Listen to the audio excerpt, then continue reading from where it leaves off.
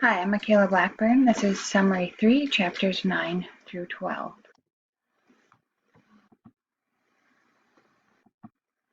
So, Chapter 9 was all about corporate level strategies, and this is where firms create value, they coordinate and configure multi market activities, and then you also have business level strategies, so they're a little bit different. This builds a competitive advantage in the market.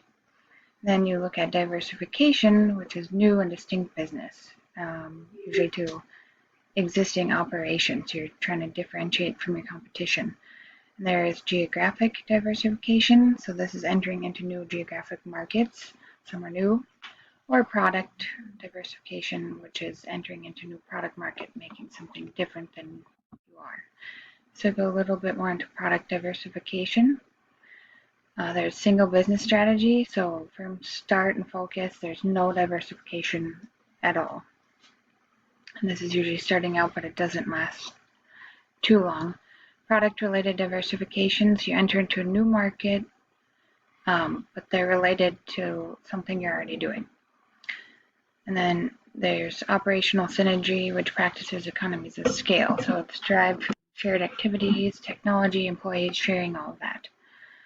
And then you have product unrelated diversification. So this is entering into a completely new market. There's no connection or similar activities that you've done before. And within that, there's conglomerates. So product unrelated diversifier, they focus on the financial synergy within that market. Product diversification, firm performance. So usually when firms shift from a single strategy to the product related diversification, the performance increases. It can decrease when going from related to unrelated because it's just a whole new ballgame. Can fail because managers don't implement that strategy, so it's hard to do. Geographic diversification, so there's international, and this is the amount of countries where a firm competes and how diverse they are within those countries that they enter. Limited international scope, geographically and culturally adjacent countries, so it reduces the liability of foreignness. If they're adjacent to each other, you sort of they're similar culturally or norms and geographically. The extensive international scope, so substantial presence beyond geographical and cultural neighboring countries. So these are very distant countries, exact opposite of the limited international scope. Firm performance is initially negative due to the liability of foreignness.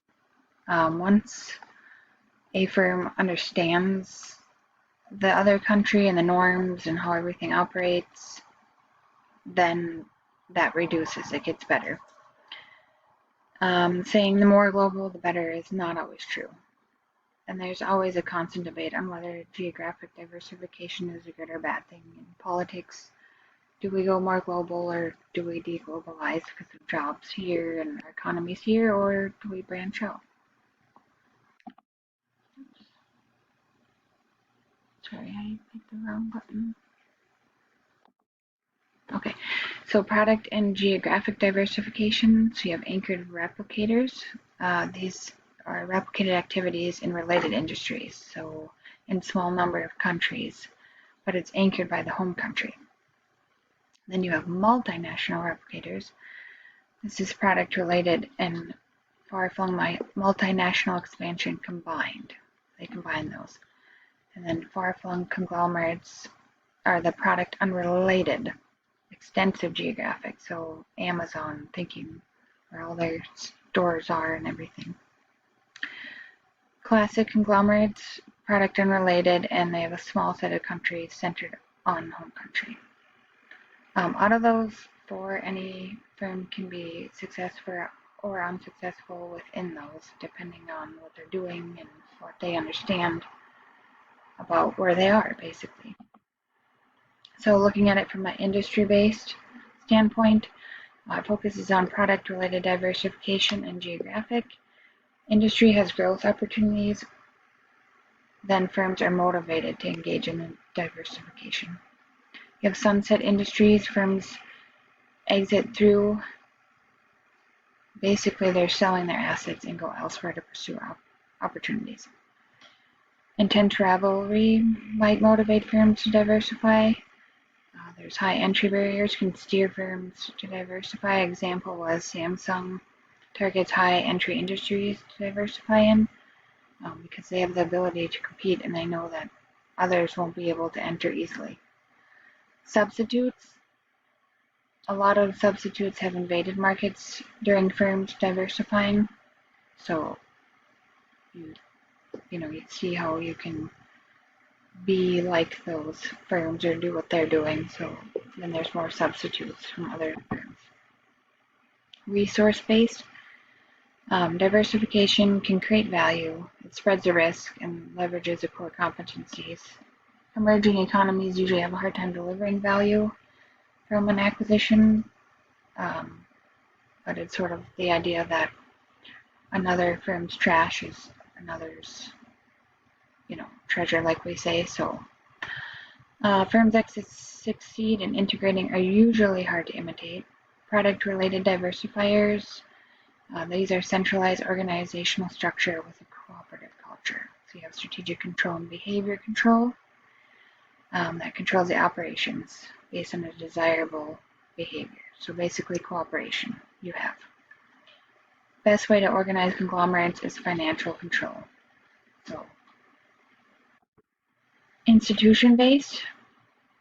Historically, product-related diversification is viewed as anti-competitive and challenged by those antitrust agents. That view is sort of changing now. Emerging economies have formal regulations that prohibit conglomeration. Business groups conglomerate in an emerging economy, so they leverage connections with the governments, obtain their license, franchises, all that stuff. So policies have changed now to allow for the geographic diversification. Managers follow informal rules and norms, of course, like we've talked about previously. There's pressure from shareholders to engage in the conglomeration. And managers have internal motivators that may not match the firm's strategy.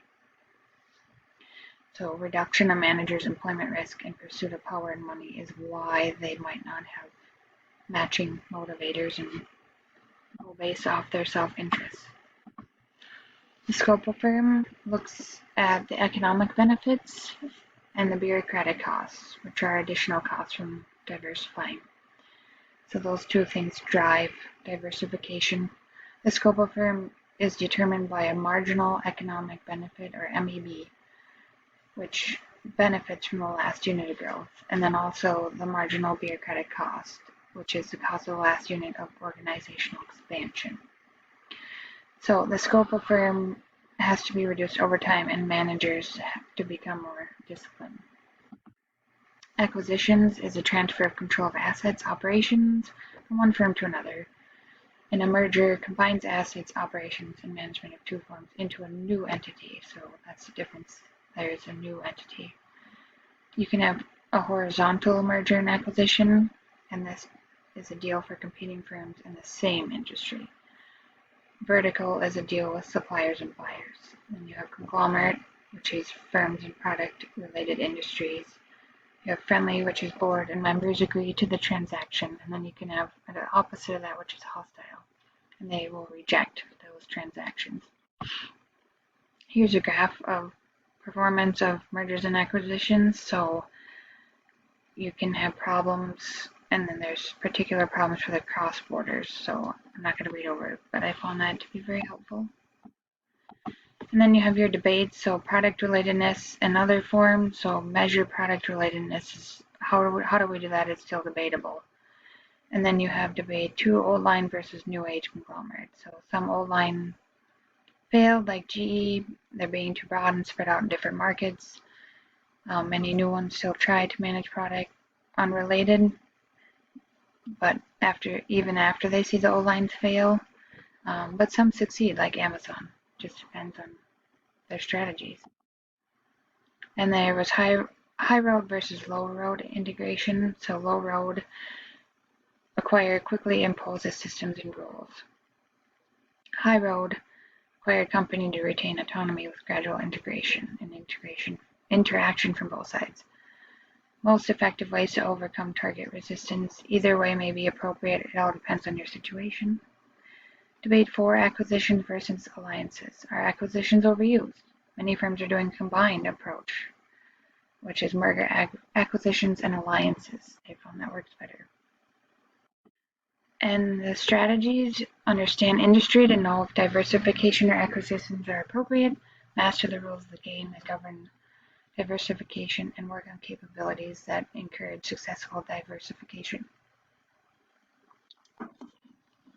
Chapter 10 went into multinational strategies. There's two pressures. You have cost reduction and local responsiveness, which is responding to customer preferences around the world. So, for example, McDonald's has beer in Germany or a McRice in Indonesia. They don't just put the American McDonald's food in different countries.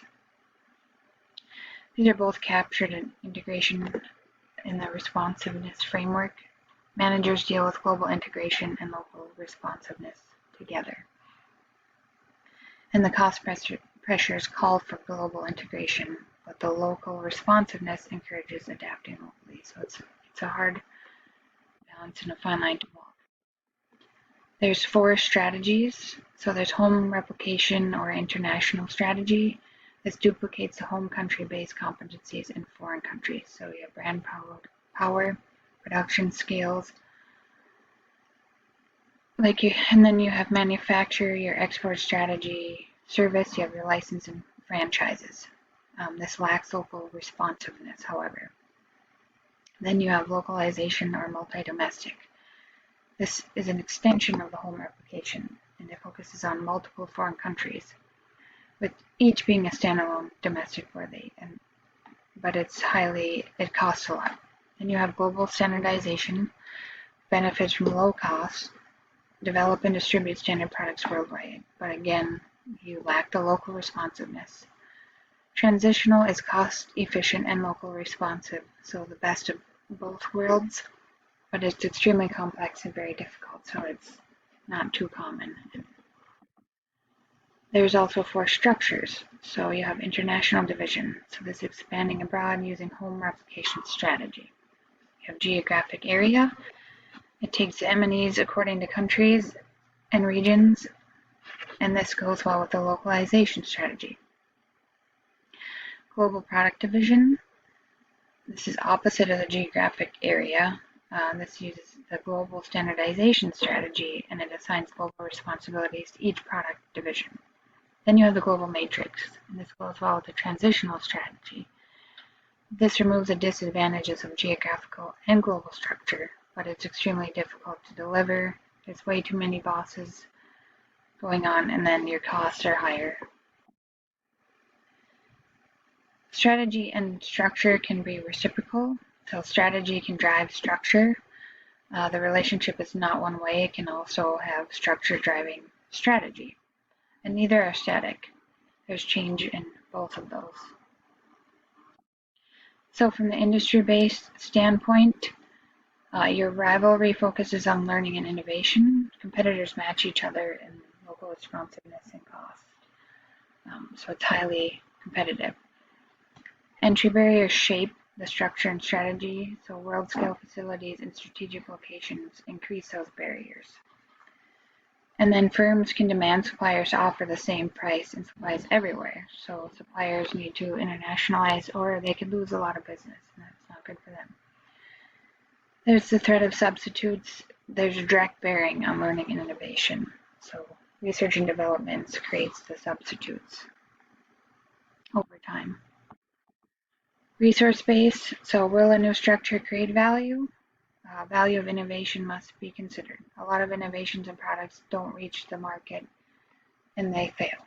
And we don't hear a lot about that because they don't enter the market. Rarity: when rivals move to global standardization, this cannot be used as differentiation. That doesn't work.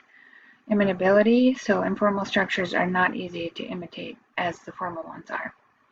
Organization: so your organizational culture, your collective program in mind that distinguishes one organization from another.